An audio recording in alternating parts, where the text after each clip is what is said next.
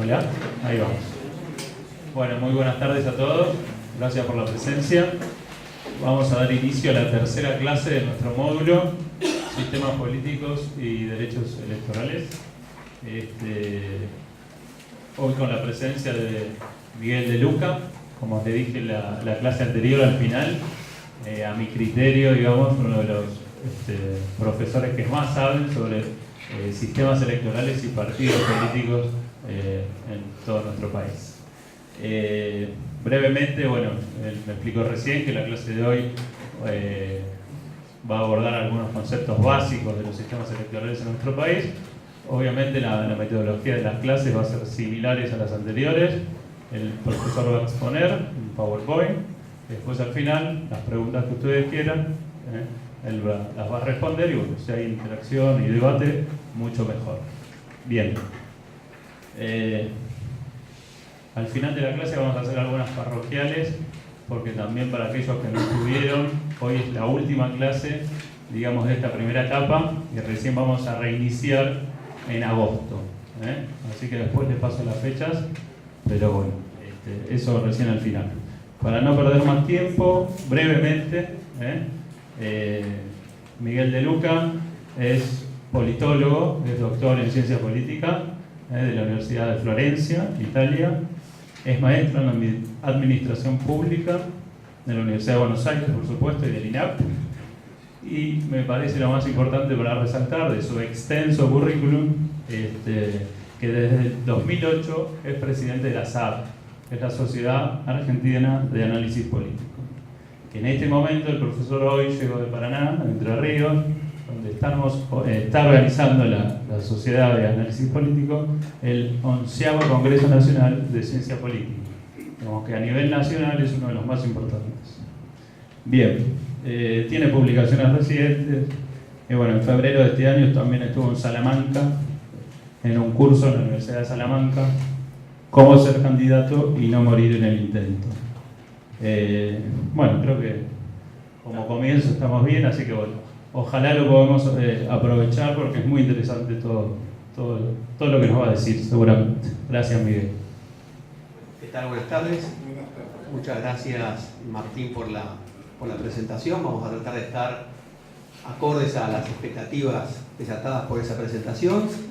Muchas gracias al programa de observación electoral de la Defensoría del Pueblo de la ciudad por la invitación a participar en este programa y congratulaciones por la propuesta, por la iniciativa de un curso de esta naturaleza.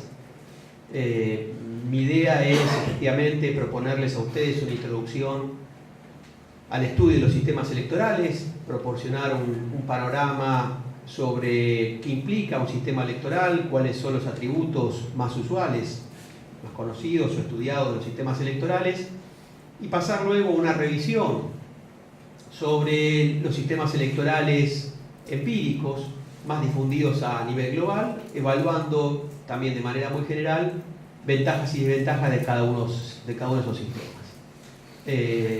Mi propósito no es hablar durante 2 horas y que ustedes escuchen sin ningún tipo de interrupción, sino que al contrario, si en algún momento ustedes tienen algún tipo de duda, comentario, crítica o pregunta sobre una cuestión que no haya quedado clara, puede interrumpirme en cualquier momento y revisamos esa cuestión. Y si no es así y todo está muy claro, hacia el final son bienvenidas todo tipo de preguntas o comentarios sobre cualquiera de los aspectos abordados o sobre algunas cuestiones que hayan quedado pendientes de la exposición. Esa sería la idea. Lo único que les pido es que sean escuetos en la intervención para dar justamente lugar a preguntas u otros comentarios por parte de algunos de los demás asistentes, ¿sí?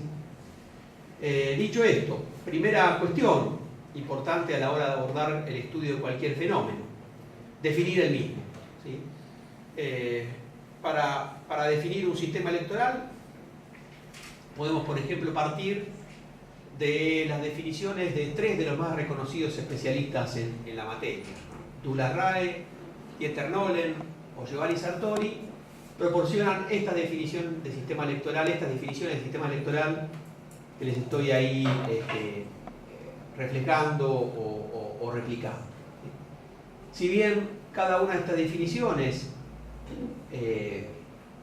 difiere en los términos que utilizan, todas ellas coinciden en lo básico, y es en retratar, en definir, en delinear los sistemas electorales como conjunto de reglas que permiten traducir preferencias colectivas, esto es preferencias individuales, votos, en un resultado colectivo, bancas. En pocas palabras, para los especialistas en la materia, los sistemas electorales son básicamente traductores de votos a bancas.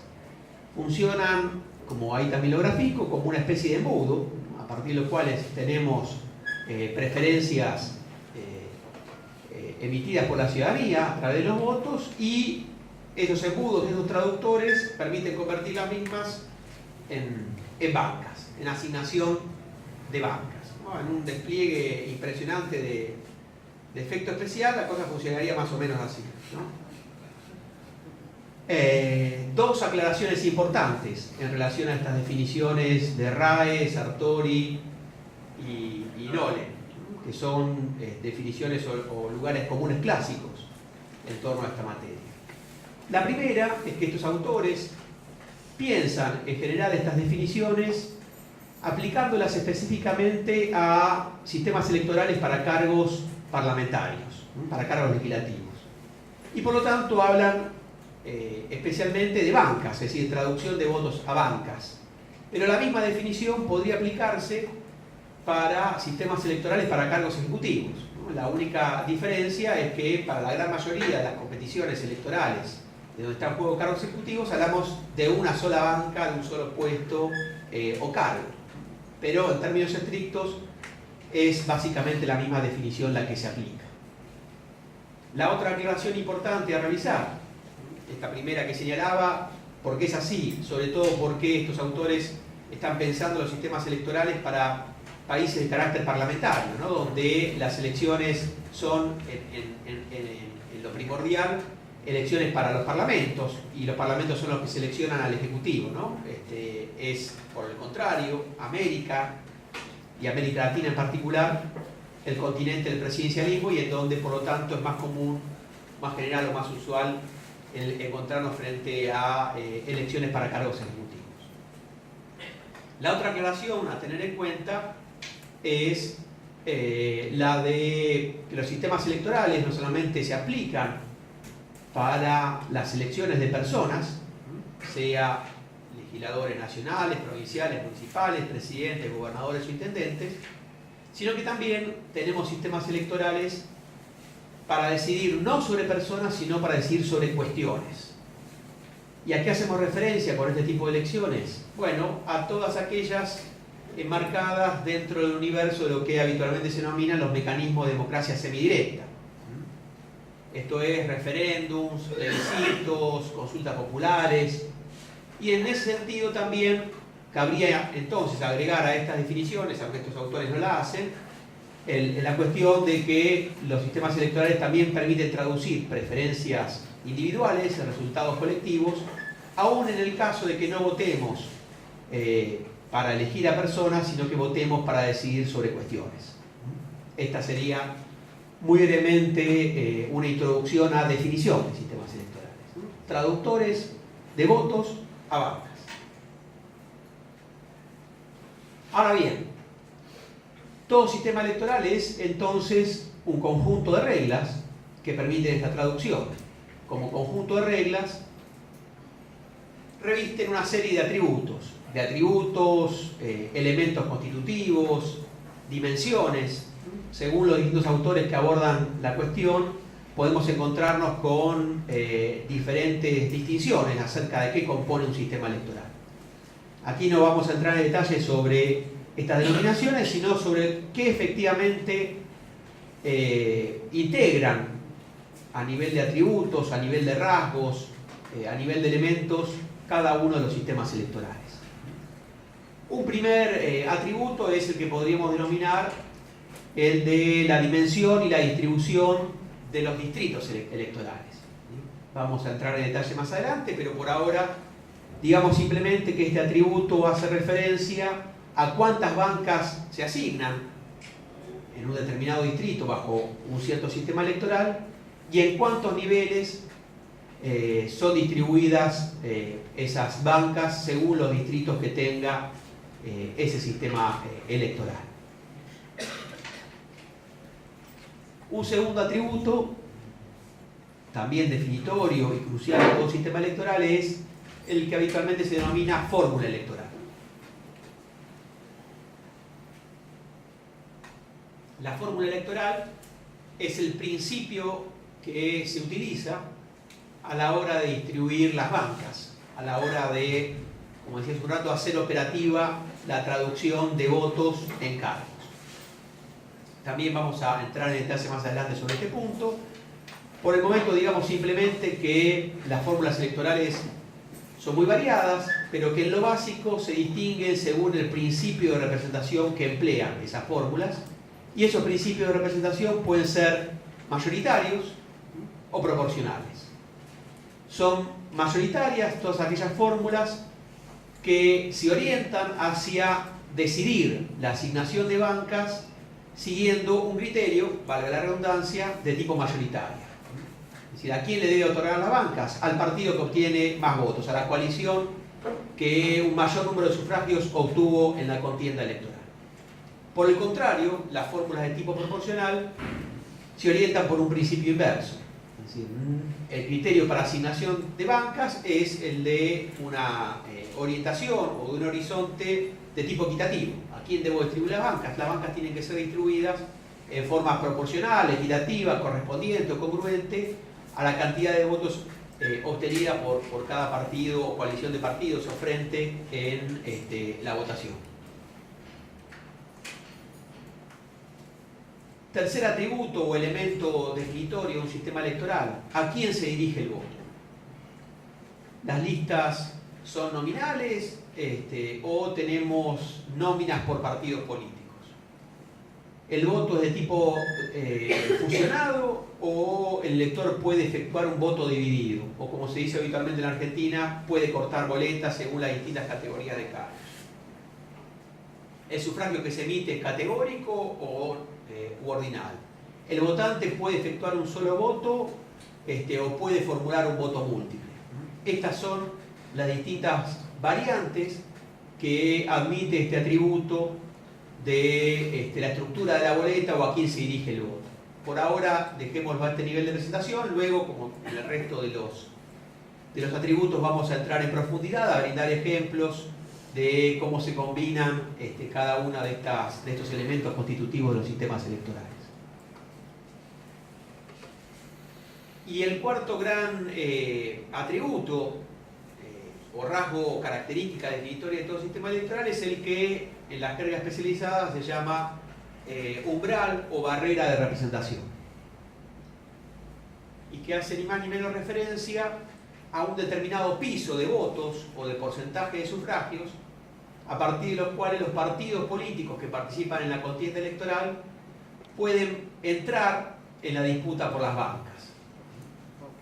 En casi todos los sistemas electorales hay algún umbral o piso o barrera que excluye a algunos partidos de la pugna por la representación de bancas, permitiendo que la misma se distribuya entre menos número de competidores que los que efectivamente participan de la votación. Para dar un ejemplo, en la elección de diputados nacionales en Argentina, este umbral de representación es del 3% sobre el total del padrón electoral. Bueno, hay algunos sistemas que tienen este umbral, otros que no lo tienen, y aquellos que lo tienen, ese umbral varía en torno a un porcentaje. Vamos a dar algunos ejemplos distintos del caso argentino, pero en esta cuestión puntual, ese sería un ejemplo que grafica muy bien esto. Además de estos atributos, hay otros, tales como el tamaño de la asamblea, la existencia o no de bancas adicionales, premios a la mayoría y elecciones simultáneas, concurrentes o próximas entre cargos ejecutivos y legislativos. Vamos a hacer alguna referencia a estos atributos.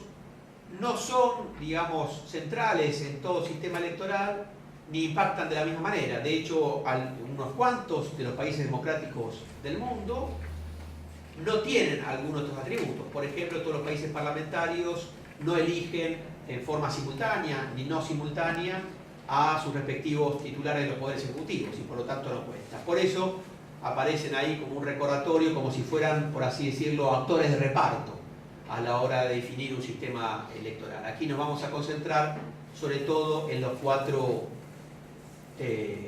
atributos principales. Cuatro atributos principales que se fusionan o se combinan de distinta manera. Para decirlo de otra forma, estos cuatro atributos funcionan como el ADN de un sistema electoral. Bueno, estos cuatro atributos funcionarían como el ADN para lo que es la estructura de una persona. En el sentido de cómo esté combinado ese ADN, así es como va a estructurarse una persona. La combinación de estos atributos dentro de un sistema electoral es lo que nos va a configurar un sistema electoral en la práctica.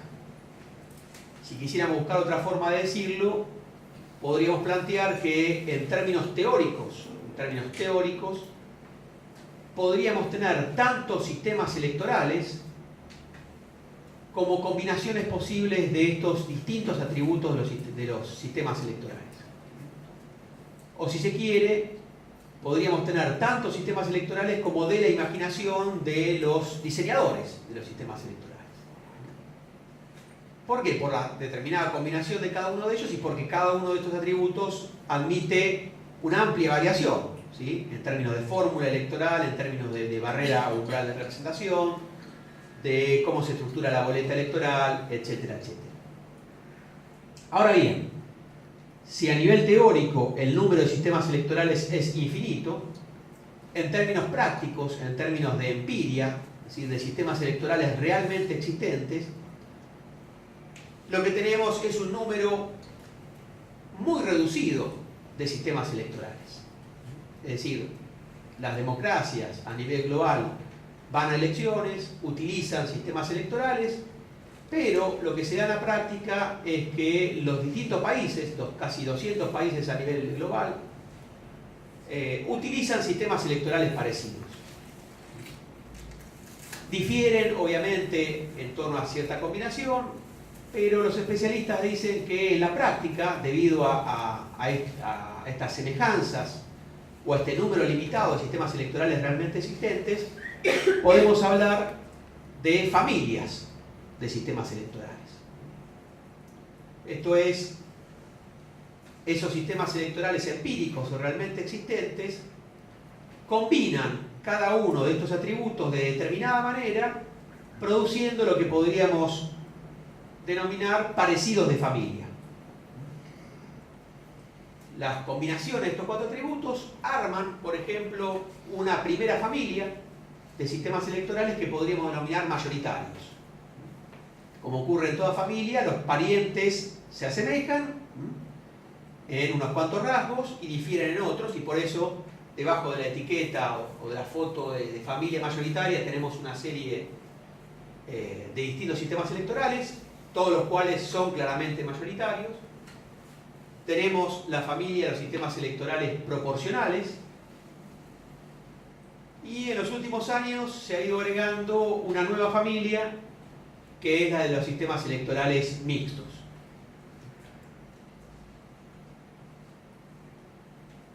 Lo que vamos a hacer en este encuentro es, luego de hablar de la definición de sistemas electorales, de los atributos y de presentar a las familias, es decir algunas cosas puntuales más en profundidad acerca de cada uno de los atributos y luego revisar o pasar, digamos, por el álbum familiar de cada uno de estos sistemas electorales y presentarles al miembro más conocido dentro de cada una de estas familias de sistemas electorales. Obviamente sería imposible en el término de 2 horas revisar a cada uno de ellos o contar la vida o trayectoria de cada uno, pero si luego a la hora de las preguntas hay alguna alguna duda puntual sobre algún sistema particular que no hayamos mencionado, obviamente vamos a hacer referencia al mismo.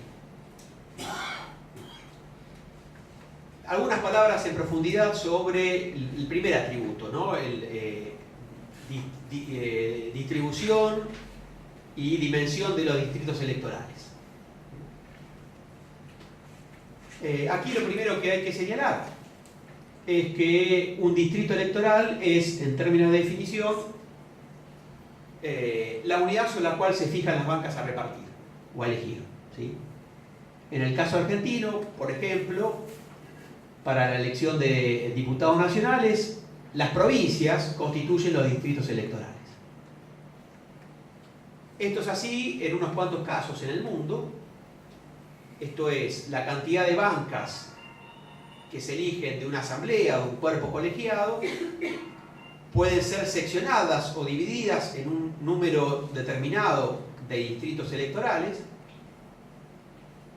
o bien lo que puede ocurrir, como sucede en algunos países, que para la elección de cuerpos colegiados, de asambleas representativas, el país funcione como un distrito único. Casos puntuales de este segundo ejemplo. Por ejemplo, Holanda o Israel. En el caso de Holanda o de Israel, el Parlamento Nacional se elige considerando a todo el país como un distrito único. Es decir, no hay secciones o divisiones internas que funcionen como unidades dentro de las cuales se vota un número determinado de miembros. La gran mayoría de los países adoptan el criterio argentino o el criterio que se usa en Argentina, mejor dicho, de tener una pluralidad de distritos. Pero hay casos o países en donde esto no es así. Y lo mismo podríamos decir a nivel subnacional. La provincia de Buenos Aires, por ejemplo, ha trazado 8 secciones electorales para elegir a diputados y senadores bonaerenses.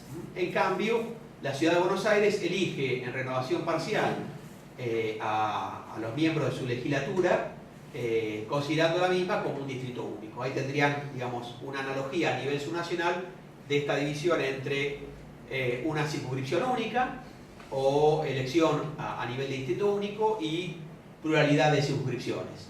El contraste entre provincia y ciudad de Buenos Aires. Las circunscripciones o los distritos electorales se fijan según un criterio estrictamente territorial. Hay algunos pocos casos en donde hay innovaciones o donde este criterio no se cumple. Son casos muy aislados, pero que podríamos tomar en consideración para señalar que no todos los distritos electorales tienen que ser necesariamente, tienen que registrar un anclaje en el territorio. Un caso puntual es el de los distritos electorales maoríes en Nueva Zelanda. En este país esos distritos han sido creados para una minoría etnocultural y los maoríes, independientemente de dónde habiten, pueden votar por una categoría separada y por bancas reservadas para esa minoría. La idea justamente era proteger a esa minoría y que obtengan una representación independientemente del lugar donde habiten, ¿no? Ese sería un criterio, como si en Argentina descendientes de pueblos originarios tuvieran una serie de bancas reservadas o exclusivas y esos descendientes pudieran votar o pudieran optar entre elegir entre una votación de partido de tipo nacional o provincial o hacerlo exclusivamente por partidos que compitan en esas bancas exclusivas o reservadas a esas minorías.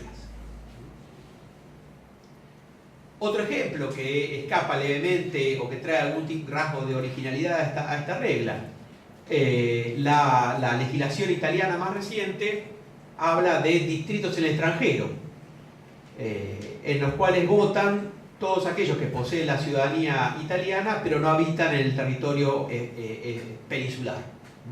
Se han creado circunscripciones electorales en el exterior, así la llaman la legislación italiana, en donde ciudadanos residentes en América Latina o en Asia, votan para parlamentarios electos por esas circunscripciones.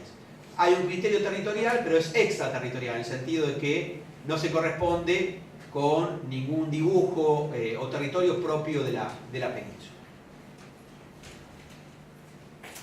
Y la otra cuestión importante para destacar es que los criterios para dibujar los distritos electorales pueden ser diferentes. En algunos casos se usan distritos administrativos, políticos determinados y se superponen esos a el trazado de los distritos. El caso, como les decía, de Argentina para la elección de diputados y senadores nacionales, pero diputados básicamente es un ejemplo de esto. Y en otros países no, en otros países puede haber determinadas divisiones administrativas, pero además se utiliza un trazado particular de distribución de los distritos electorales, construidos especialmente o ex professo para las cuestiones electorales, ¿no? Y que no significa nada desde el punto de vista político-administrativo o de otra naturaleza. Este sería el criterio. ¿Cuántas bancas por distrito? Bueno, en algunos países hay un criterio uniforme. Por ejemplo, en Estados Unidos, cada distrito electoral para la Cámara de Representantes elige un representante. En Chile, para la Cámara de Diputados, se eligen dos diputados por distrito. Ese es un criterio que siguen algunos países. Canadá también estaría dentro de este número uniforme. Otros países, en cambio, siguen un criterio variable. Argentina es uno de ellos, ¿no? En Argentina la distribución de bancas por distrito varía según la población del mismo. Tenemos provincias que eligen 2 o 3 diputados, las menos pobladas, hasta 35, la más poblada, que es la provincia de Buenos Aires. En cualquier caso, el criterio a asignar tiende a seguir un principio democrático. Y es el de una persona, un voto. La idea de este principio democrático, ligado a la distribución según la base poblacional, es justamente que el voto de cada persona valga lo mismo. En muchos países, justamente para mantener este principio vigente, cada un determinado número de años se hace un censo de población y se reajusta el tamaño de los distritos electorales, esto es, la cantidad de bancas que asignan según ese censo, y se redistribuye la cantidad de bancas a repartir. En otros países, en cambio, la falta de una redistribución según los censos formulados causa lo que en términos técnicos se llama malapportionment y que podría ser traducido como asignación sesgada de la representación política por distrito electoral. O para decirlo de otra manera, el malapportionment es un alejamiento del principio de una persona, un voto. En la práctica, el malapportionment implica que el voto de algunos ciudadanos vale más que el voto de otros. Esa sería la idea. Para dar algunos ejemplos prácticos de cómo usar el lápiz a la hora de distribuir las bancas en distritos electorales. Supongamos que tenemos una legislatura de 100 miembros, ¿sí? Una solución posible es elegirla según como la tienen allí graficada. Tomo la provincia o el país, ¿sí? Tomo la provincia o el país como un distrito único y se eligen las 100 bancas por todo el territorio, ¿no? Todos los ciudadanos de ese territorio participan de la elección de esos 100 representantes. Este es un modelo posible, un modelo que, por los ejemplos que mencionamos recién, podría ser el modelo holandés o el modelo israelí, por ejemplo, o el modelo porteño.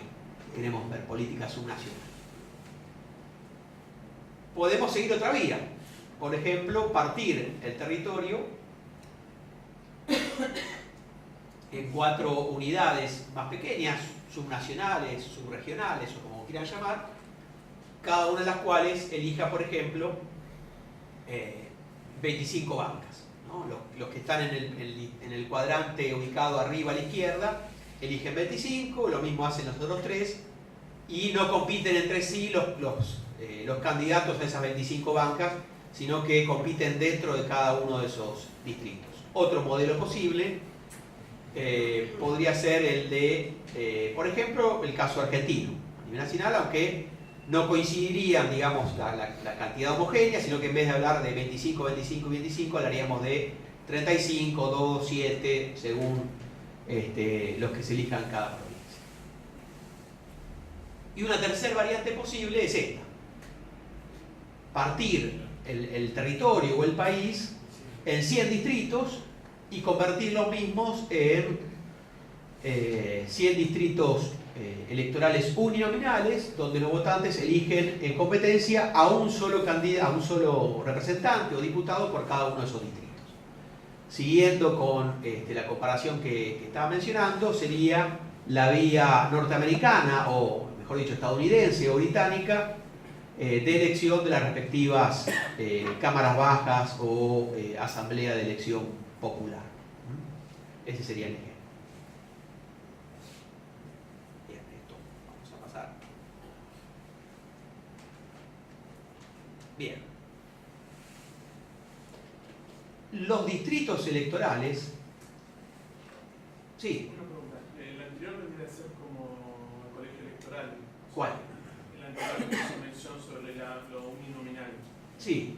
Uno cada uno, es como el sistema que tiene Estados Unidos, que era como teníamos nosotros antes. No. Estaríamos haciendo referencia a la elección de la Cámara de Representantes en Estados Unidos, donde, por ejemplo, en California, el estado de California se parte en 50 distritos. En California creo que elige 52, pero 50. Se parte el estado de California en 50 distritos y en cada distrito se elige a un representante, a un diputado. Es decir, todos los californianos no votan una lista de 50 representantes a la Cámara, sino que en cada distrito se elige solo uno, y luego esa delegación de 50 se integra a la Cámara como tal. Son todos representantes del Estado, pero votados exclusivamente por un distrito en particular. Esa sería la idea. Estamos hablando de elecciones para cargos legislativos. Luego, si querés, hacemos referencia al colegio electoral. Sí. Un ejemplo hipotético podría ser la Ciudad de Buenos Aires. En vez de elegir, digamos, a los 30 legisladores con distrito único, que las 15 comunas elijan 2 por cada comuna. Entonces ahí tendrías un ejemplo hipotético en el caso de esa división. ¿no? De esa división. Sí. Otro ejemplo, en la provincia de Santa Fe, la Cámara de Senadores está compuesta por 19 miembros. Cada uno de esos miembros, cada uno de esos 19 miembros, son elegidos en forma uninominal por cada uno de los 19 departamentos que componen la provincia de Santa Fe. Podría elegirse de esa manera. En este caso son distritos uninominales, porque, insisto, en Rosario o en el distrito capital se elige uno. O podría haberse hecho un sistema electoral donde los 19 senadores eran electos por distrito único. Entonces, donde todos los santafesinos votaban, en vez de votar a uno solo, votaban a una boleta donde aparecían los 19. Una consulta. Sí. Porque él hace referencia al tema de comunas. Sí. En la visión original de las comunas era que se podían, después en la legislatura se conoció esa cuestión del espíritu de las comunas, era que podía haber partidos comunales. Originalmente estaba pensado de otra manera, y después lo que terminó votándose en la legislatura es otra cosa. En el ejemplo que vos das, por ejemplo en Los Ángeles, puede darse que se presente un candidato en un distrito, pero lo obliga a tener representante también a ese mismo partido en los 50 y en los 49 restantes. ¿En distritos uninominales? Sí. Depende de la legislación de cada país, provincia o estado. En algunos casos, la legislación del país dice a nivel estadual o a nivel de distrito solamente pueden presentarse candidatos de partidos reconocidos en términos de estado o federal, y en otros no, en otros admiten las candidaturas de partidos de distrito. Ahí varía. Diría que es inmensa la variación. En algunos casos solamente admiten presentación de postulantes de partidos reconocidos en algún otro ámbito mayor, y otros dicen cualquiera puede presentarse, totalmente permisiva respecto de de quienes pueden competir en la elección puntual. Ese sería el tema. Los distritos electorales, la forma en que están constituidos, la magnitud, es decir, el tamaño que tienen, cuántos cargos eligen, en general van asociados a algún tipo de fórmula electoral. Esto es, algún tipo de principio de asignación de las bancas. Por lo común, los distritos de carácter uninominal van de la mano con fórmulas de asignación mayoritaria. Al elegir uno, el resultado es sí o sí mayoritario. Y los distritos plurinominales, esto es en los cuales se elige más de una banca, 2 o más cargos, van asociados a algún tipo de principio de representación y fórmula electoral proporcional. ¿Por qué digo por lo general? Porque podemos encontrarnos con algunas notorias excepciones. Pero en términos globales esto es así. ¿Cuáles son algunas de esas excepciones? Bueno, sistemas electorales que combinen, por ejemplo, distritos plurinominales y algún criterio de asignación mayoritario. Así funcionaba, por ejemplo, el sistema electoral argentino bajo la ley Sáenz Peña, ¿no? Donde los diputados nacionales se correspondían 2/3 para la lista o partido que ganaba la elección y 1/3 para el restante. Es decir, se combinaba plurinominalidad con un criterio de asignación mayoritario. Así funciona también, por ejemplo, la elección de senadores nacionales hoy en Argentina. 2 de las 3 bancas para el que gana la elección y la banca restante para el segundo, independientemente del número de sufragios que obtenga cada partido político o de la diferencia entre el primero y el segundo. Pero, insisto, hay una relación, digamos, de fuerte combinación o correlación entre tipo de distrito y fórmula de asignación de las bancas. Y lo otro que también suele ser muy familiar es que, en general, las competencias en distritos uninominales tienden a ser competencias entre candidatos, es decir, la impronta personal pesa mucho a la hora de establecer algún tipo de modalidad de competencia, mientras que en los países o sistemas electorales que combinan plurinominalidad y fórmula proporcional, la competencia tiende a ser entre listas de partidos políticos. Digo, también aquí esto es habitualmente así, pero no significa que invariablemente sea así, podemos encontrar excepciones y de hecho las hay y las vamos a mencionar. Dicho esto, pasemos a revisar a algunos de los miembros más conocidos dentro del mundo de la familia de los sistemas mayoritarios. Y este miembro más conocido es el que se denomina sistemas mayoritarios combinado con distritos uninominales. En el mundo anglosajón se conoce a este sistema por esas siglas, FPTP. La traducción no literal de esa sigla es el primero que pasa la meta. Y denota de alguna manera una respuesta a quién se le asigna la banca en juego. Al primero que pasa la meta, esto es al que consigue la mayor cantidad de votos en la elección. Sería mayoría simple. Sería mayoría simple. No importa cuántos votos, qué porcentaje de votos obtenga un candidato, ni cuánta diferencia haya entre el primero y su inmediato competidor, sacar un voto más, obtener o conseguir un voto más que el segundo, confiere al primero la única banca en juego.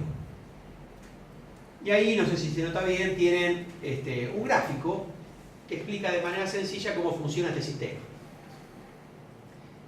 Supongamos, por ejemplo, un consejo deliberante de una ciudad compuesto por 6 miembros, ¿sí? Cortamos o dibujamos en la ciudad 6 distritos electorales uninominales. Los votantes de cada uno de esos distritos eligen a un representante al consejo deliberante de ese pueblo. Hay obviamente, diferencias en las preferencias electorales de cada uno de esos distritos, pero la banca en cada uno de esos distritos se la lleva o la obtiene el partido con más sufragios a nivel de cada una de esas circunscripciones. Ahí tienen el ejemplo, hay votantes del partido rojo, del verde, del celeste, del morado, pero a la hora de asignar las bancas, claramente los rojos, por tener una mejor distribución y una distribución en donde se convierten en el partido simple, que es la simple mayoría al interior de cada uno de sus distritos, obtiene una representación más que contundente cuando se ve la composición final del cuerpo, ¿no? De las 6 bancas se llevan 5. Esta sería, digamos, la mecánica de funcionamiento, insisto, a nivel de ejemplo teórico, imaginario, de estos sistemas electorales que combinan fórmula mayoritaria y elección en distritos uninominales. ¿Algún comentario sobre esto que están viendo aquí, sobre lo que sucede en esta elección? ¿Hay algo que les llama la atención en relación a la misma? Es el 50% de los votos. El 50 es el 50% y sin embargo ganó. No, menos el 50. Son 16 contra 16. Ajá. A ver, ¿tu nombre? Alejandro. Alejandro dice, a nivel electoral, los rojos son más o menos el 50% de los votantes. ¿Sí? Pero a nivel de representación, el Partido Rojo tuvo, hizo una elección contundente, ¿no? Bueno, esto suele ocurrir con los sistemas mayoritarios, al menos con los sistemas mayoritarios en la versión de este pariente más conocido, mayoritarios combinados con distritos uninominales. Los sistemas, como vamos a ver más en detalle en un rato, los sistemas mayoritarios uninominales tienden a fabricar o a producir mayorías. Bajo, obviamente, ciertas circunstancias, esto se potencia, pero efectivamente es así. Al otorgar representación solo al partido más votado en cada distrito, es altamente probable que la primera minoría tienda a ver amplificada a nivel de representación parlamentaria o legislativa su mayoría o su contingente legislativo, por así decirlo.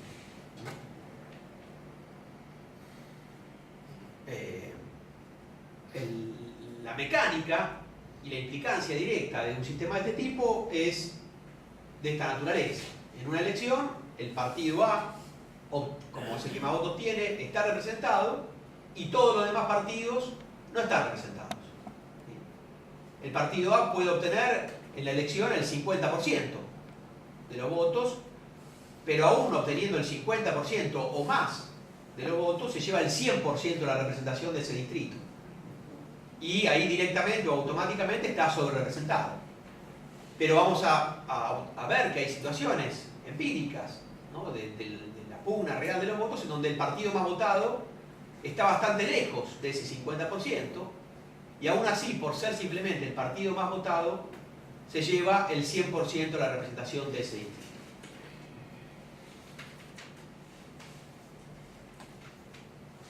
Para darlo con algún ejemplo de la vida cotidiana, supongamos que en un rato termina la clase y decidimos hacer alguna actividad social y proponemos ir a tomar una cerveza a algún pub cercano o ir a tomar café aquí a la cafetería, ¿no? Si los votantes se distribuyen de esta manera, ganan los que quieren ir a tomar un café a la cafetería, a pesar de que los que prefieren ir a tomar cerveza son más. ¿Por qué ganan? ¿Y por qué estaríamos obligados a respetar la voluntad de los que decidieron ir a tomar café? Porque los que prefieren cerveza distribuyen sus preferencias entre un número mayor a 1. Es decir, los partidarios de tomar cerveza distribuyen su preferencia entre varios pubs. Entonces pierden la votación en confrontación con los que deciden ir a tomar café. Bueno, de alguna manera así es como funciona la lógica de este sistema, ¿no? Para vencer hay que articular una mayoría de personas o de votantes que piensan o tienen la misma preferencia, o bien admitir perder la elección porque una minoría organizada es intensa y encolumna sus preferencias en torno a una sola opción. Esa sería la idea. Miguel, Sí. en términos de un autor que estábamos Sí, viendo, no hay ninguna alusión a la cafetería aquí o que el café sea malo acá, va a ser malo el café. ni nada. Gary Cox, un autor, hablaba esto que acabás vos de nombrar, si no me equivoco, Sí. lo denominamos coordinación. Coordinación estratégica, exactamente. Estaría bueno. Coordinación estratégica a dos niveles. Los votantes tendrían que coordinar hacia dónde orientar sus votos, pero no solo los votantes, sino también los que presentan candidaturas. Porque los votantes pueden decir, no queremos ir a tomar café, pero si hay 6 candidaturas para ir a tomar cerveza, claramente la dispersión de los que prefieren la cerveza va a existir. Es decir, la forma de funcionamiento para digamos, que venzan los partidarios de la cerveza debiera darse en términos de coordinación, sobre todo de la oferta, o bien la coordinación por parte de los votantes de los que prefieren cerveza, es decir, vamos todos a votar a tal pub y no a tal otro, y dejar a algunos pubs sin opciones. ¿Por qué este sistema se llama así? Bueno, se llama el primero que pasa la posta porque la alegoría o la comparación directa que viene a colación es la carrera de caballos, sin que esto signifique ningún comentario sobre la naturaleza o las condiciones de los competidores de una elección determinada, ¿no? Es una carrera de caballos en donde el primero que pasa la meta gana la competencia / elección. No importa si gana por 3 o 4 cuerpos de diferencia o en un final de bandera verde donde hay que sacar una fotografía y no estar si un caballo saca la lengua o un hocico o no. En una competencia entre 3, por ejemplo, un partido, en una competencia equilibrada entre 3, un partido con 33.4% de los votos se asegura la banca, más allá de que otros dos partidos obtengan un número muy similar. O bien una competencia entre 4, sacar 25.3 es lo que asegura el escaño. Reitero, en este sistema no importa el porcentaje y no importa la diferencia. El secreto eficiente de un sistema de este tipo es obtener un voto más que el que me persigue.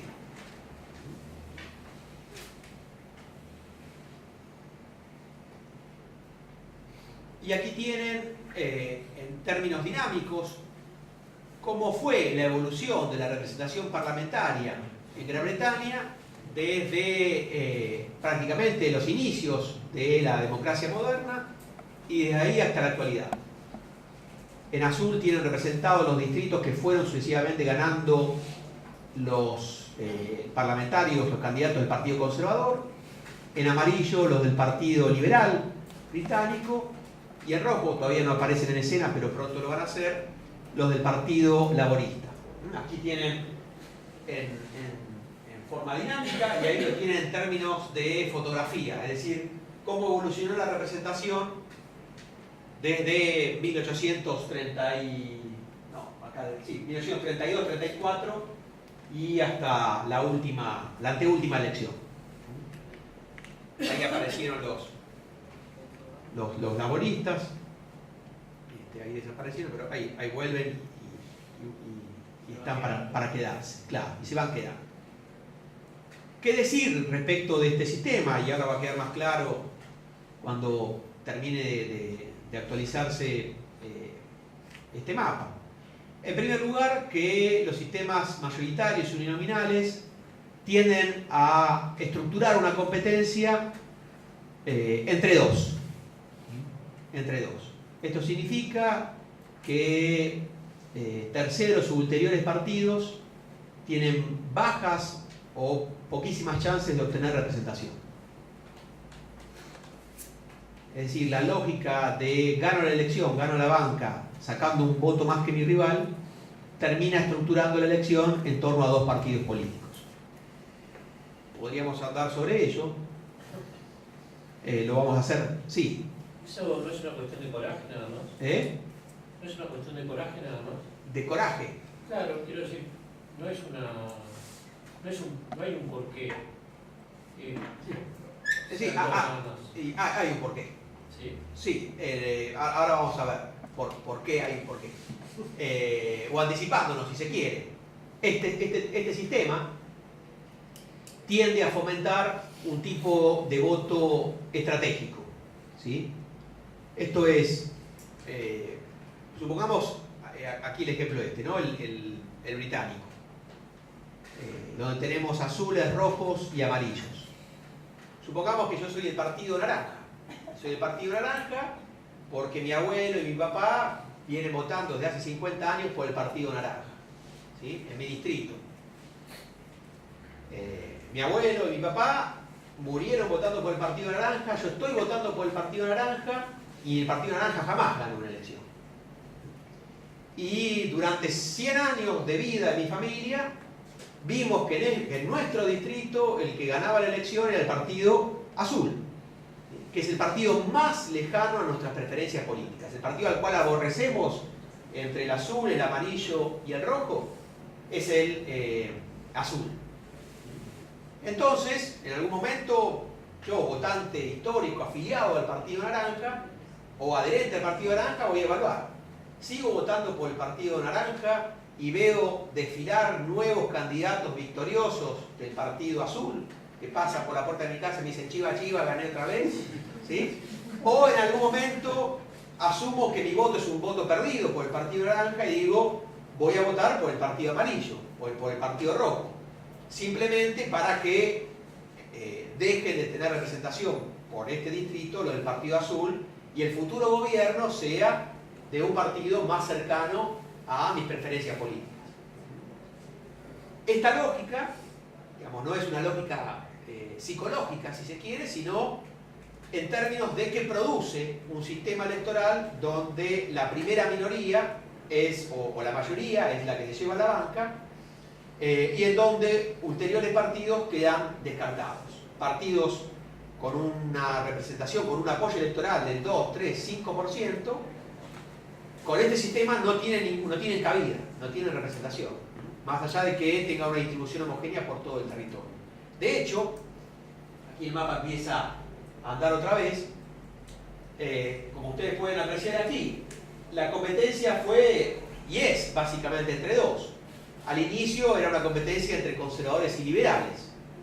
Con la extensión del derecho a sufragio y la llegada del siglo XX, talló un tercer partido, el Partido Laborista, pero no se convirtió en un sistema partidario de 3 partidos, sino que los laboristas desplazaron a los liberales como principales actores del sistema partidario. Lo mismo ocurre, traigo el caso inglés a colación, pero lo mismo ocurre en el caso estadounidense, demócratas y republicanos. Hay otros países que tienen sistemas mayoritarios donde hay algunos matices, en algunos casos interesantes o grandes, en relación a este tema, pero allí la estructuración del sistema de partidos está vinculado con otros aspectos que no tienen que ver estrictamente con el sistema electoral, sino que tienen que ver con una sociedad fragmentada en clivajes etnoculturales o religiosos, Canadá o la India. Pero en términos prácticos, la forma o una de las consecuencias más fuertes de estos sistemas electorales sobre el comportamiento electoral es producir una competencia entre dos y por lo tanto un formato del sistema de partidos bipartidista. Luego volvemos sobre esto si quieren. Esa es la idea. Bien. Sí. Consulta. Sí. ¿Estos países que estamos mostrando viven también con dos sistemas de selección? ¿Cómo? Con dos sistemas de selección de su candidato, como la Argentina. Nosotros tenemos al diputado nacional un sistema doble y el sistema de mayoría en los senadores. Sí. ¿Estos países también conviven con dos sistemas o con un único sistema? No, por ejemplo, en el caso del Reino Unido, lo único que eligen a nivel nacional es representantes a la Cámara de los Comunes. No, lo que sería la segunda cámara, la Cámara de los Lores, es una cámara hereditaria. No es selectiva.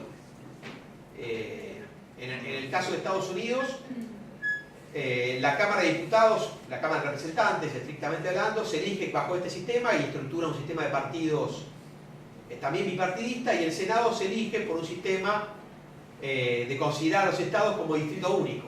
Es decir, es también una elección, y uninominal, es también una elección mayoritaria.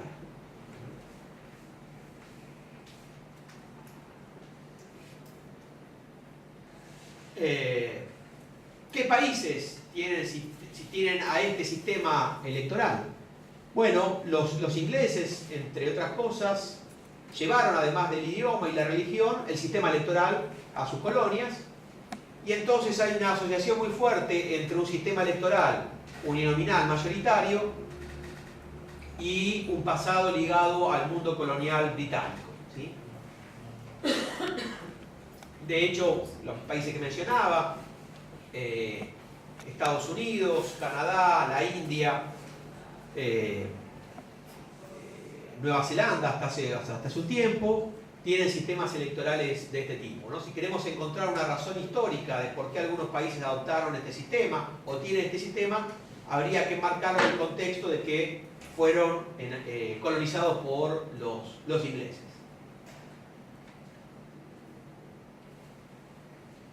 Aquí tienen una fotografía de una boleta electoral en una elección británica, elección del 2005.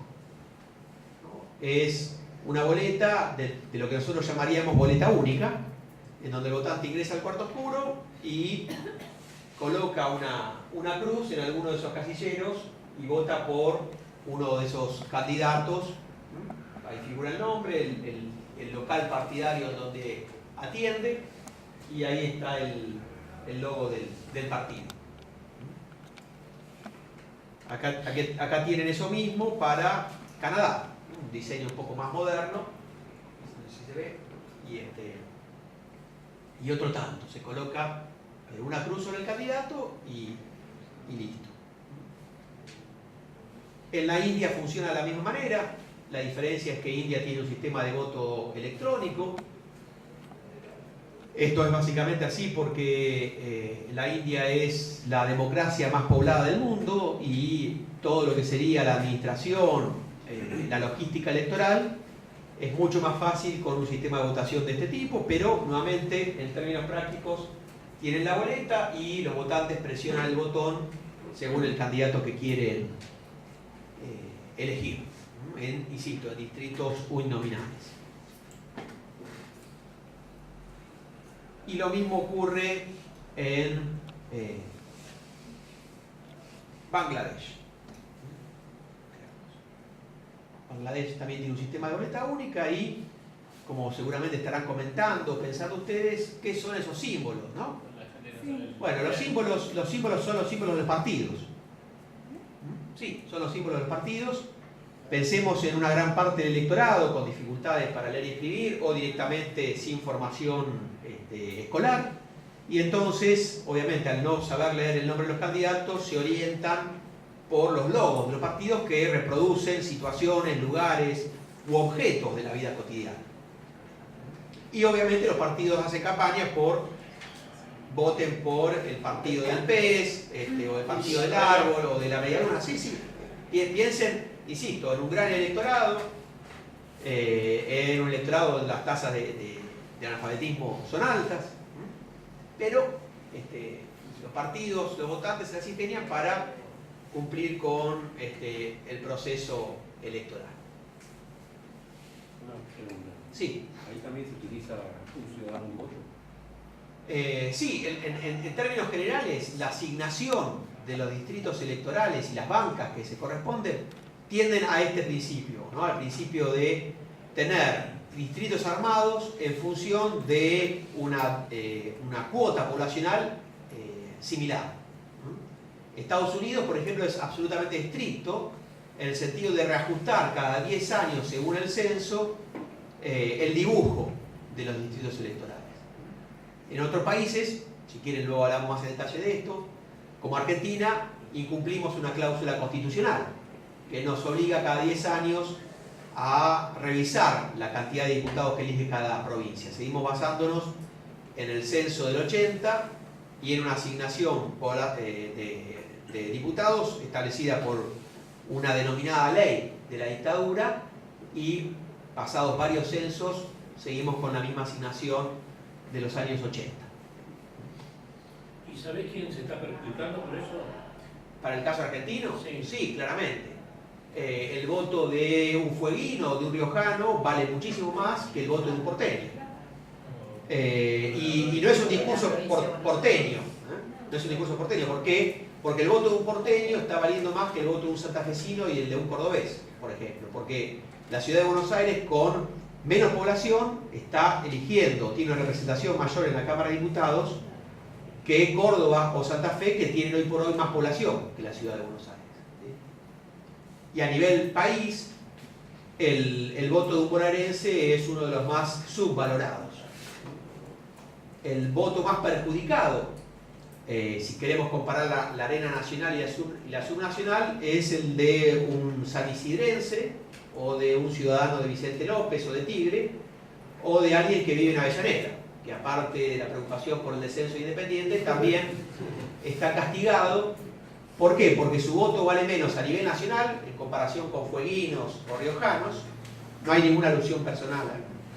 Está castigado en comparación con riojanos o fueguinos, pero también está castigado con, por ejemplo, alguien con un votante de Rojas o de Pergamino de la propia provincia de Buenos Aires. ¿Por qué? Porque también se rompe el principio de una persona un voto al interior de la provincia de Buenos Aires, cuyo trazado electoral fue armado en la década del 30 antes, digamos, del fenómeno de constitución del conurbano bonaerense. Es decir, este principio tiene que ajustarse según movimientos migratorios. Si no se ajusta según esos movimientos migratorios o de crecimiento poblacional, ocurren estos desvíos del principio de representación. ¿Necesitarían alguna mayoría especial la ley para...? Sí, bueno, el gran problema de todo esto es que aquellos que tienen que modificar las cosas son los mismos que se ven beneficiados por el estado de cosas. Con lo cual, a menos que medie algún reclamo o la intervención de la justicia, el status quo tiene grandes chances de mantenerse. Bueno, de hecho, la ciudad de Buenos Aires todavía no tiene ley electoral. Por ejemplo, bueno, claro, y ahí aparte tenés mayorías que, claro. ¿No hay ningún planteo judicial o no sé si puede ser legislativo? Que yo sepa, no lo ha habido, y aún a pesar de que hay varios partidos altamente perjudicados, partidos con mucha presencia en los grandes distritos o en distritos urbanos y poca presencia en otras provincias, no han hecho ningún planteo. En general, suele admitirse que las provincias menos pobladas merecen algún plus de representación, o no hay que tratarlas de manera tan estricta, pero lo cierto es que el diseño institucional argentino ha pensado una cámara para plantear relaciones, digamos, de equivalencia, y la Cámara de Senadores. En este caso puntual, lo que tenemos es un doble premio, en el sentido de que a la representación igualitaria en la Cámara de Senadores se le suma un sesgo de representación determinada en la Cámara de Diputados. Sí. Sí, coincido con vos, y se está dando mucho en las provincias, tampoco cambiaron la representatividad según la densidad intraprovincial. No. Hay provincias en las cuales, por ejemplo, la Cámara de Diputados tiene 48 diputados y 35 son de la capital. Sí. Entonces, ¿qué representatividad tenemos de la provincia? Ninguna. Porque la gran mayoría está inscribiendo en capital. Sí, sí. Digo, puede hacer cualquier sentido esta sobre representación. A lo que quiero ir es que cuando nos alejamos del principio de una persona un voto, estamos alejándonos de un principio democrático básico, que el voto de todos vale lo mismo. Ese es el punto. Al menos, insisto, para la Cámara de Representación Popular. Los senados implican otra cosa. Ahí están representados las unidades que componen la nación, o la federación. Sí. No se podría proponer en un futuro, ¿no? Sí. Está pensando a futuro, digamos, dentro de un solo distrito, si ponemos una provincia, dividir internamente por distrito. Claro, lo que pasa es que si dividir la provincia de Buenos Aires en 35 distritos, el problema persiste. Porque en realidad la provincia de Buenos Aires tendría que elegir mucho más diputados. ¿Sí? O la ciudad de Buenos Aires menos, en comparación con Santa Fe o Córdoba. Ese es el tema. Aquí lo que tenés que hacer es una redistribución de los 257 diputados, una solución posible, o ir hacia un número mayor de miembros de la Cámara de Diputados. Lo cual, en términos de opinión pública, es costoso, ¿no? ustedes imaginan qué diría la gente en relación al tema. Más allá de que estaríamos llevando adelante el cumplimiento del principio de una persona un voto. Sí. No, una duda. En Brasil, Sí. la cantidad de diputados es monstruosa también. Sí. Si bien la cantidad Sí. de habitantes es mucho más también que nosotros. Sí. Digo, eso como porque sí que se modificó, Sí. va modificando cada tanto. En Brasil también existe mal apoyo, menos sesgo en la representación en favor de los estados menos poblados. No es tan grave como en el caso argentino, pero también se da. Sí, sí. Me quedó una duda porque justo nombró a Vicente López. Sí. Yo soy de Vicente López. Sí. Y no me quedó claro cómo es el voto. Bien, Vicente López forma parte de la primera sección electoral, ¿verdad? La primera sección electoral elige una cantidad de diputados y de senadores determinada. Sí. Esa cantidad de diputados y senadores que elige la primera sección electoral está, es mucho menos en términos de población que la que elige, por ejemplo, la quinta sección electoral o la cuarta sección electoral, que con mucho menos pobladores eligen más diputados y más senadores. Esa sería la idea. Con la tercera sección pasa la misma. ¿Sí? Avellaneda forma parte de la tercera sección. La tercera sección elige menos diputados y senadores que los que les correspondería de acuerdo a una cuota poblacional. ¿Qué sucede? El dibujo de las secciones fue armado en la década del 30, cuando todo el fenómeno del conurbano no existía. Entonces en ese momento sí las secciones representaban más o menos lo mismo en términos de población. ¿Sí? Esa sería la... Sí. Fue modificado en los 90 con nuevos municipios. Pero eso no cambia, porque ahí parto al interior de... La tercera sección electoral, por ejemplo, proporcionalmente tiene casi 10 millones de habitantes, más desde Avellaneda Sí. hasta Cañuelas, desde Quilmes pasa por La Matanza. Esos 10 millones de los 18 que tiene la provincia de Buenos Aires, supuestamente cuando vos elegís diputados, no elegís senadores, pues se va cambiando. ¿Se modifica la cantidad de senadores que elegís de una sección a la otra? No, son fijas. Son fijas. Ese es el punto. Ni por el volumen de gente tampoco. Claro, es decir, no se modifica. Se sigue votando con un sistema de asignación de bancas sin actualizar el crecimiento poblacional o la migración interna. Ese es el punto. Miguel, el sistema mexicano, que tiene una parte mayoritaria y otra proporcional, ¿es solamente al efecto de que no pueda tener una mayoría el partido gobernante o produce un efecto? No, es un miembro de una familia, que es la familia de sistemas mixtos. La vamos a ver un rato y si querés hacemos referencia al sistema mexicano, en un ratito apenas. Para terminar con este miembro más conocido de la familia de los mayoritarios, en breve evaluación, brevísima evaluación, ventajas y desventajas de este sistema. Una ventaja o un mérito, aquellos que defienden este sistema dicen, produce mayorías monocolores. Esto significa que un partido político gana la elección y obtiene un quantum de apoyo político que le permite armar un gobierno sólido.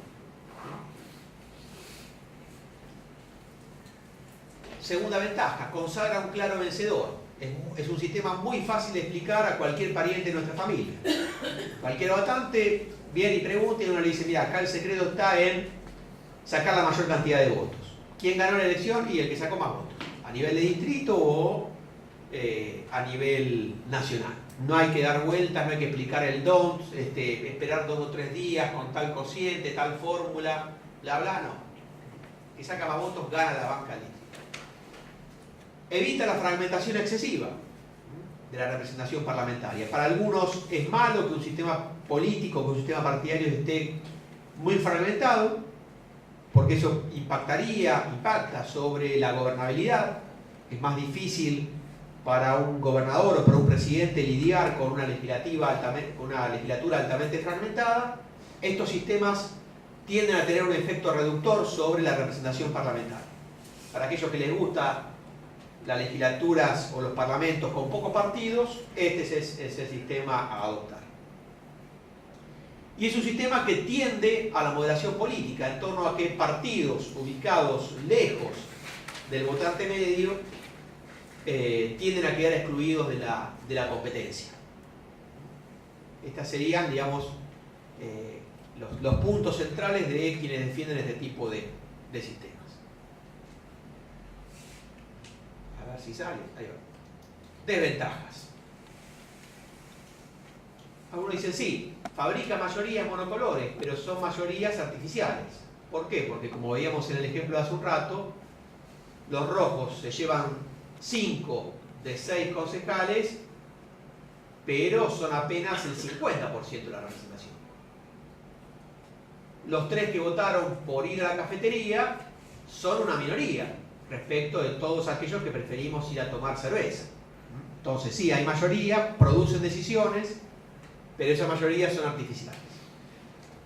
Este tipo de sistema también promueve un estilo de política que los británicos han denominado el ganador toma todo, o el ganador se lleva todo.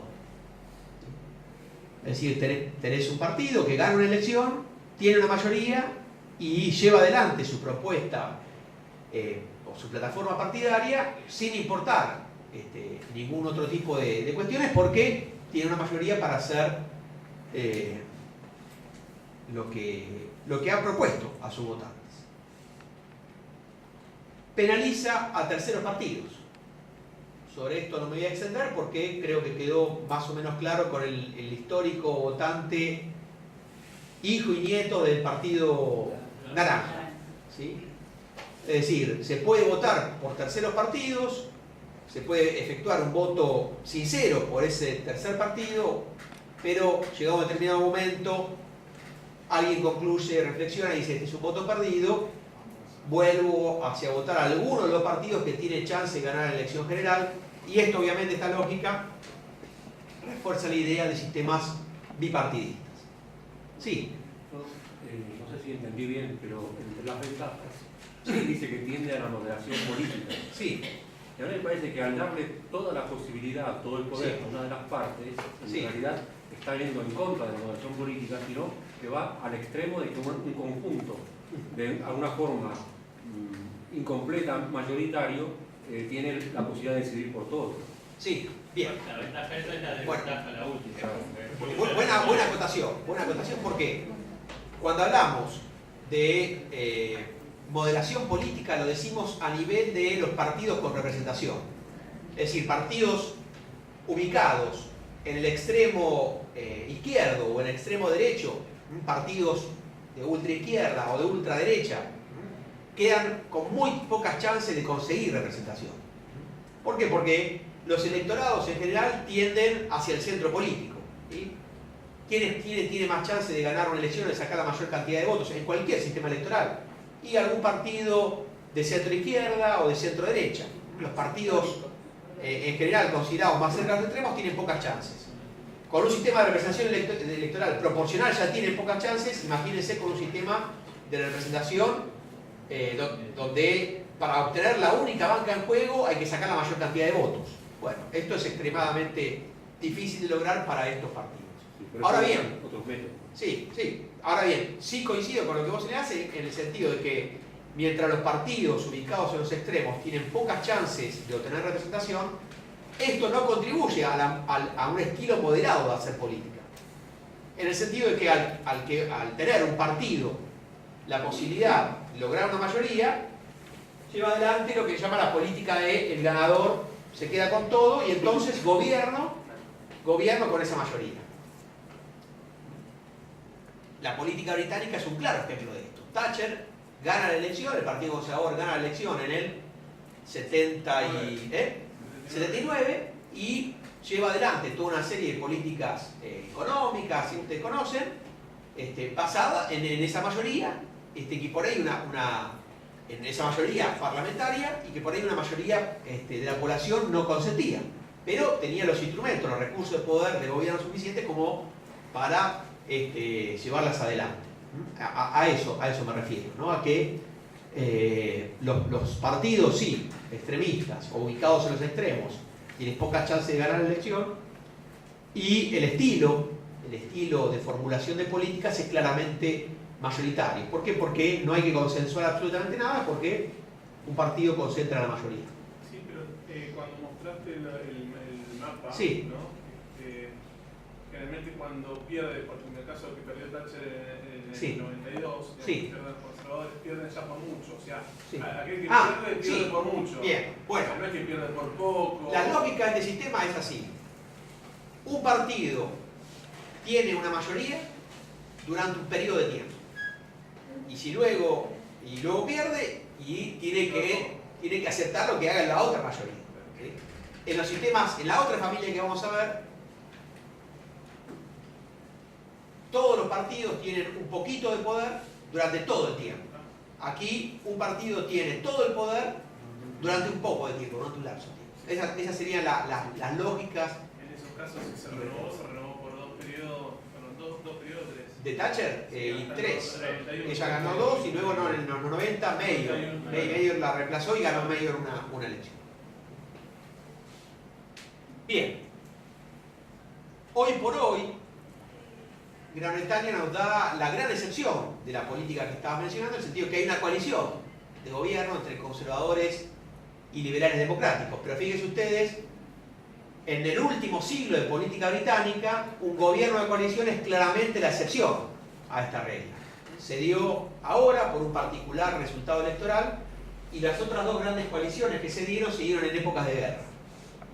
Primera y Segunda Guerra Mundial. Fuera de esos periodos críticos, excepcionales, los conservadores han vivido bajo gobiernos monocolores mayoritarios.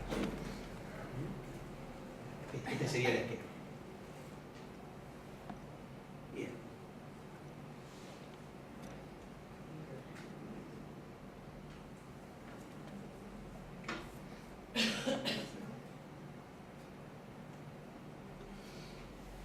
Bueno, presentado entonces este miembro más conocido de la familia de sistemas mayoritarios, digamos dos cosas. La primera, que hay otros sistemas mayoritarios, varios, pero tendríamos que detenernos mucho tiempo en describirlos y los otros sistemas se nos quejarían.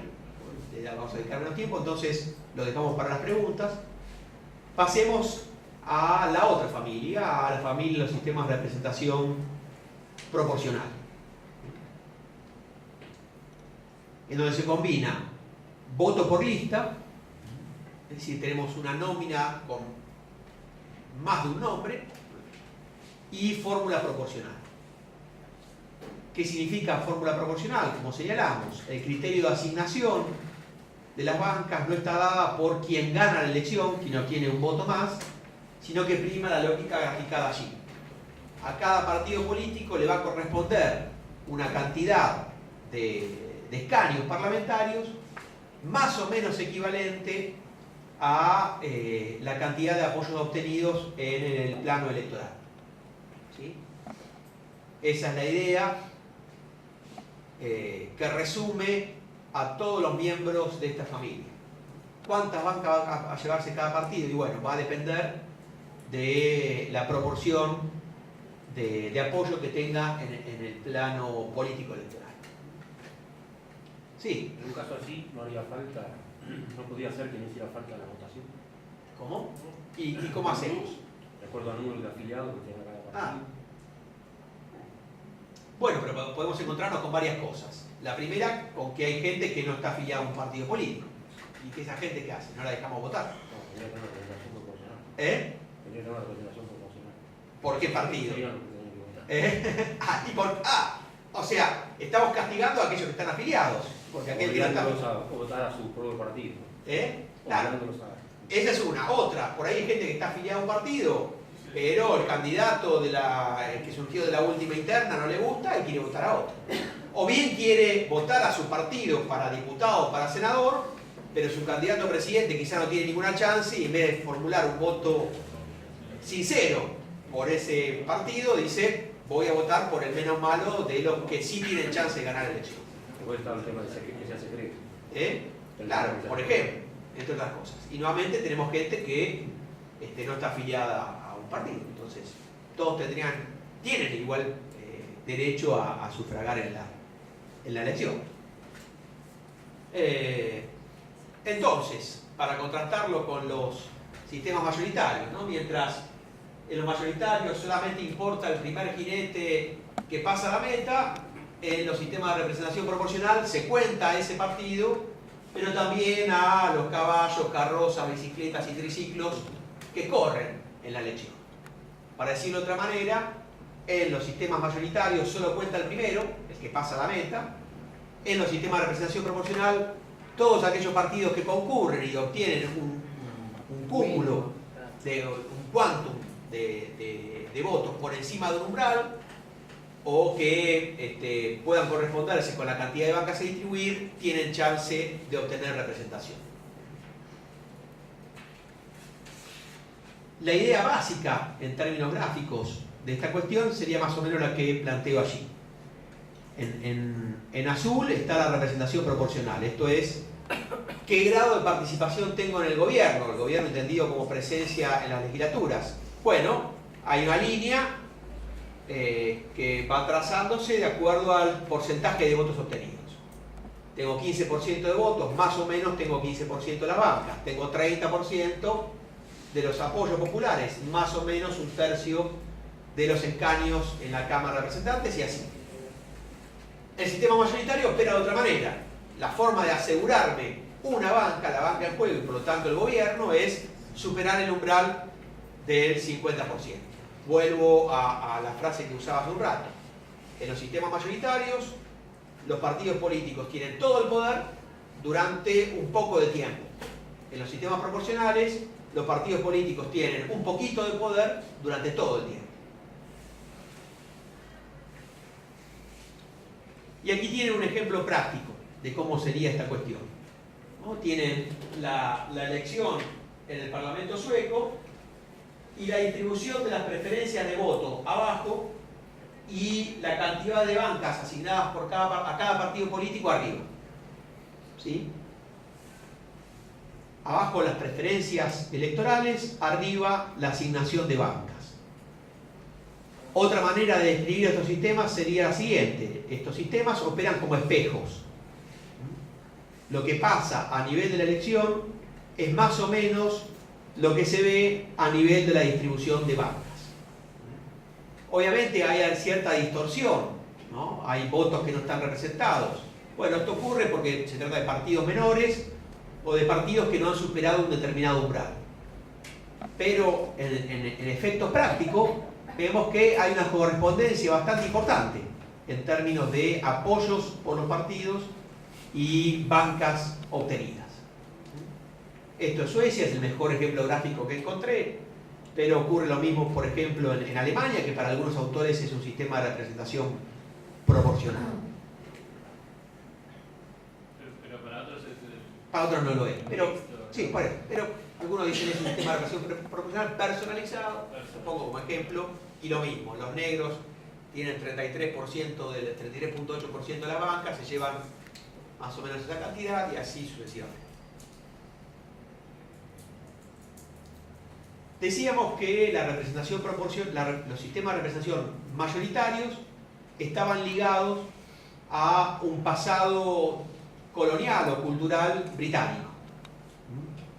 ¿Dónde tenemos sistemas de representación proporcional?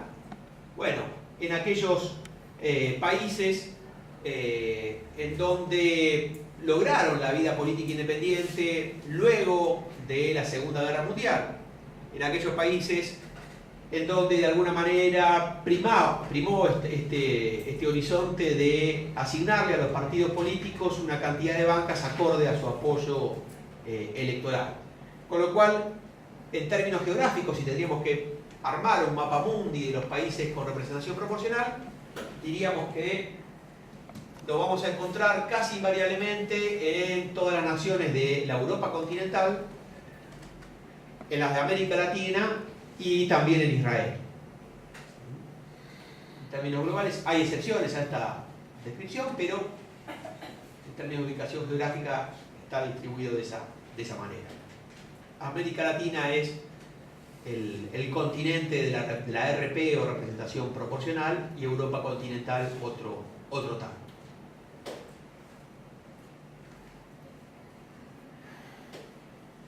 ¿Por qué? ¿Por qué algunos países decidieron alejarse de la fórmula mayoritaria o adoptar en algún momento la representación proporcional? Sí. Bueno, hay 4 tipos de explicación. Una primera explicación es aquella que sostiene que países muy heterogéneos, muy divididos a nivel etnocultural o religioso,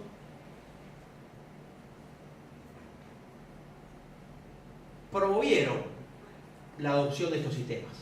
¿Por qué? Porque imagínense ustedes, un país con profundas divisiones lingüísticas o religiosas, teniendo un sistema electoral donde un partido que es primera minoría llega y hace lo que quiere. Bueno, sería una combinación explosiva. Un país así estaría al borde de una guerra civil. Bueno, hay una congruencia bastante fuerte entre países con fuertes clivajes y sistemas de representación proporcional. En otra serie de países, la razón fue otra, o coexistió con otra, y es la siguiente. La adopción de una fórmula de representación proporcional estuvo ligada al cálculo que hicieron conservadores y liberales a la hora de ampliar el derecho a sufragio. En periodos de competencia limitada a estos partidos notables, estos partidos tuvieron que reformar, por presión o por propia iniciativa, las reglas del juego electoral. Y dijeron, ¿qué nos conviene más?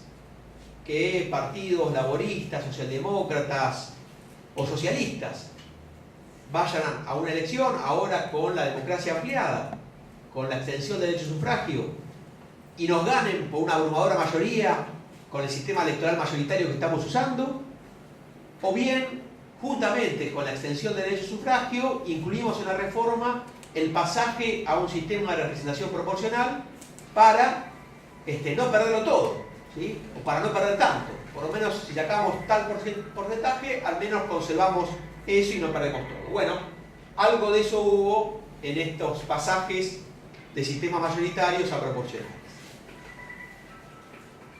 Tercer motivo, tercera razón, el argumento de la equidad. Los sistemas de representación proporcional son duros de contrarrestar porque plantean muy fuertemente el hecho de que el peso de cada voto, la orientación político-partidaria de cada voto, tiene que tener representación en los parlamentos. Si quiero ir a tomar cerveza a tal pub, tengo todo el derecho de que mi voto cuente, y no que la única decisión posible sea ir a tomar café a la cafetería del bar. Y cuarto argumento, en términos de clima de opinión especializada, hacia fines del siglo XIX y aún antes, toda una serie de matemáticos fueron experimentando, crearon, diseñaron sistemas de representación proporcional. Competían entre sí a ver quién armaba o creaba el sistema más proporcional posible. Y todo ese bagaje y todas esas herramientas influenciaron en términos de aquellos que tenían que tomar decisiones y de alguna manera generaron agenda para adoptar estos sistemas. Victor D'Hondt, matemático belga, fue uno de esos matemáticos que intervino en esa discusión. Casi todos los sistemas proporcionales tienen o llevan el apellido de algunos de estos matemáticos que intervino en esa discusión. De hecho, para hablar de un clima de época, aquí tiene una serie de países que fueron desde algún sistema de representación mayoritario a uno proporcional, y si ustedes se fijan bien en los años, bueno, Argentina también cambió su sistema de representación electoral y adoptó leyes de ampliación del derecho a sufragio casi hacia la misma época, ¿sí? Es decir, en Europa continental, las reformas o la extensión del derecho a sufragio se dieron entre fines del siglo XIX y principios del siglo XX, y también la adopción del sistema de representación proporcional. En la Argentina, esa fue la época de debate, la reforma electoral, la ley Sáenz-Peña de 1912, y entre principios del siglo XX y 1912, también Argentina fue escenario o laboratorio de reformas electorales. En 1904 se adoptó un sistema de representación mayoritario del estilo británico, ¿sí?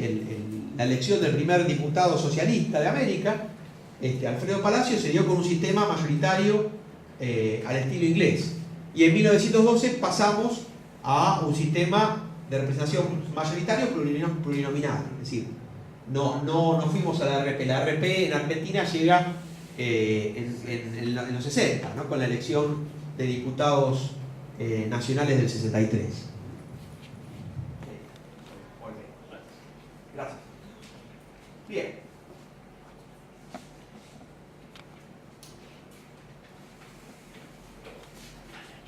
Falta 15. Bueno, muy brevemente. Aquí tienen cómo explicaban los partidarios o los defensores del sistema de representación proporcional cuáles eran las ventajas de este sistema versus la de los partidos mayoritarios. Uno se lo lleva todo, se come todo, mayoritario. Mamá República distribuye equitativamente entre los distintos partidos y tenemos un sistema proporcional. Me pareció un ejemplo muy gráfico de explicar cómo funciona, muy didáctico, de explicar cómo funciona uno u otro sistema. Obviamente era una cartulina, una tarjeta postal ideada por los defensores del sistema proporcional. Esto entonces vamos a pasar muy rápidamente. Y vamos a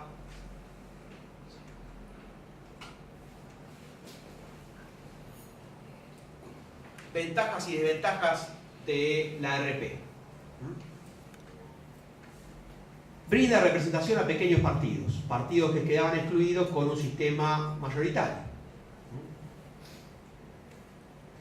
Promueve gobiernos de coalición. Para algunos esto es una ventaja en el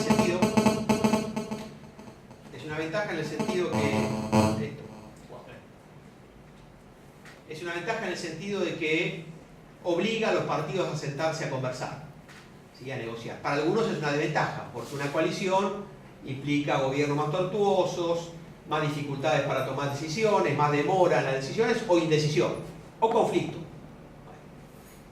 Todo depende de qué opción tengamos en relación a este tema, si armar coaliciones o tener gobiernos no monocolores es bueno o conveniente o no. Los sistemas de representación proporcional tienden a una mayor fragmentación de la representación político-partidaria, justamente porque dan lugar a terceros y ulteriores partidos. Esto, a su vez, dicen los defensores de la representación proporcional, puede limitarse. ¿Cómo? Estableciendo umbrales electorales que limiten la fragmentación. Esto es, haciendo menos fieles los sistemas de RP a su principio básico, que es que cada voto cuente a la hora de plantear representación político-parlamentaria. Los sistemas de RP, dicen sus defensores, son sistemas abiertos, en el sistema que es fácil el ingreso para nuevos partidos. Con un puñado de votos, con un porcentaje muy bajo de votos, un nuevo partido puede obtener representación. Cuestión que se le hace muy cuesta arriba a estos partidos con sistemas de representación mayoritaria. Equidad. No hay mayorías artificiales. Cada partido puede exhibir un apoyo parlamentario equivalente a la cantidad de votos que obtuvo en la elección. No se transforma una minoría intensa que prefiere el café en una mayoría artificial. Participación. Está demostrado que los sistemas de RP promueven una mayor presencia electoral, un mayor presentismo electoral que los sistemas de representación mayoritaria. Y esto es así. Vuelvo al ejemplo del votante histórico del Partido Naranja. El votante histórico del Partido Naranja puede decidir entre no votar por su propio partido, votar a alguno de los partidos mayoritarios o decidir de votar en la elección. ¿Por qué? Porque sus chances de tener representación son más bajas. En cambio, los sistemas de representación proporcional, al darle posibilidades a todos los partidos, aumenta el nivel de presencia en las urnas. Esto controlado por leyes que establezcan sistema de voto obligatorio o opcional, más allá de eso. Y por último, también dentro de los que plantean ventajas para este sistema, es un sistema que le brinda una mayor oferta electoral a los votantes. Esto es, si los partidos tienen más chances de obtener bancas con un sistema de RP, entonces va a haber más oferta. Los votantes tienen más para elegir, y esto es considerado o evaluado como bueno para aquellos que consideran conveniente este sistema de representación proporcional. Otros dirían lo contrario, dirían que una mayor cantidad de ofertas en realidad puede confundir al electorado, las opciones, muchas opciones hacen más difícil el recuento de votos, etc. Me avisan que me quedan unos 10 minutos, con lo cual, digamos, tengo mucho más para decir, pero preferiría darles un poco el tiempo, la palabra a ustedes para preguntas, comentarios, críticas sobre cualquier cosa que acabo de decir. Hola, hola. Sí. ¿Alguna pregunta? Así se escucha.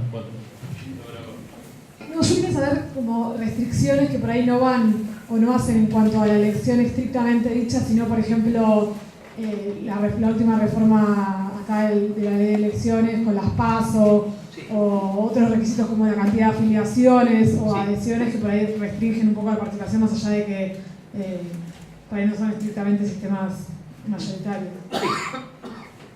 Sí, muy concretamente. Mi postura personal, mientras las restricciones o los requisitos que existan no sean prohibitivos, esto es, sigan permitiendo la accesibilidad, la competencia y la formación de nuevas opciones partidarias y partidos, yo no veo mal que existan ciertos requisitos. Es más, me parecen convenientes para estructurar la oferta política. Un umbral del 1.5 en unas primarias, o una cantidad de firmas o adhesiones para formar un partido político hacen a la representatividad, es decir, de quien se está presentando a la elección, de quien se postula para un cargo y oficializa su lista por parte de la justicia, representa a alguien.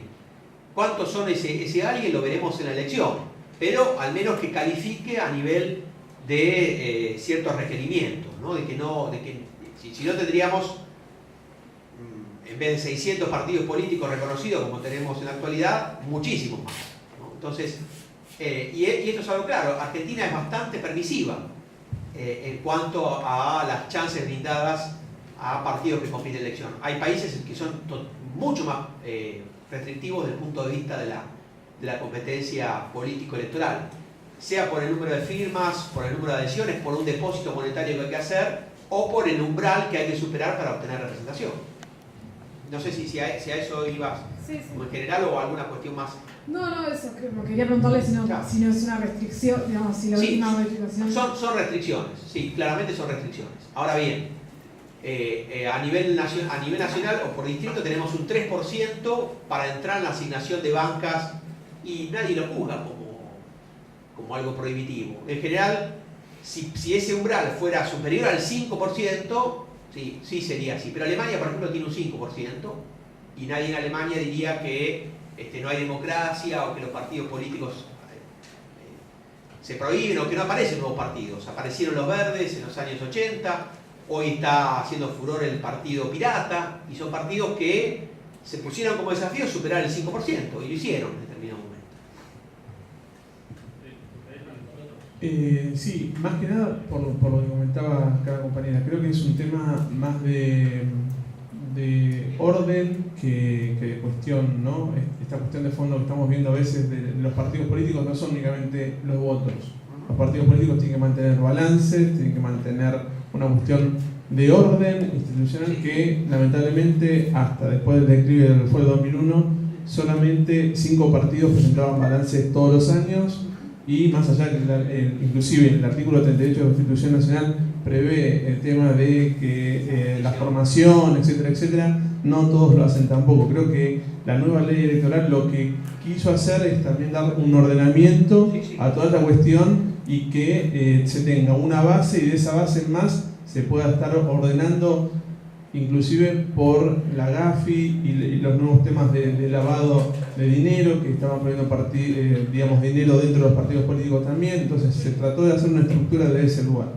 O sea que no es que va en contra de la representación, sino va por un ordenamiento interno que se debía a la democracia también.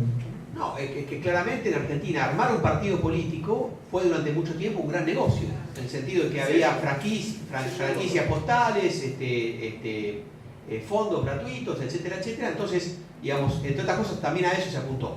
La nueva ley corrigió unas cuantas de estas cosas, otras lamentablemente siguen persistiendo. Digamos, con los nuevos balances siguen aprobándose o dándose a luz luego de la elección. También es cierto que la ciudadanía no orienta su voto según si los partidos cumplen o no con la ley de financiamiento partidario, etcétera, etcétera. Ese es todo otro tema que excede a una mera descripción de los sistemas electorales, pero sí.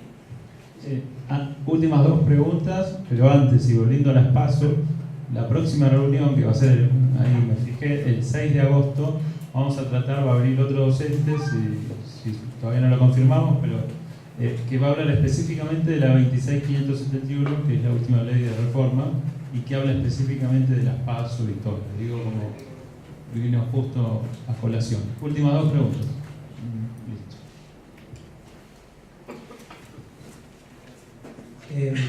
Sí. A mí me parece muy bien el sistema proporcional, ya que la participación se ve más fragmentada, ¿no?, del ciudadano en el voto. Pero este sistema proporcional no requiere de un liderazgo fuerte por el tema de las coaliciones, porque al estar tan dividido, digamos, por varios partidos y las representaciones, yo creo que no se podría llevar a cabo con liderazgo fuerte por el tema de las coaliciones y cómo llevar a cabo un gobierno. Sí. Bien. Respuesta. En Argentina tenemos a nivel nacional 3 sistemas electorales, de los cuales 2 sin lugar a dudas son mayoritarios y el tercero estaría a mitad de camino entre mayoritario y proporcional. Me explico.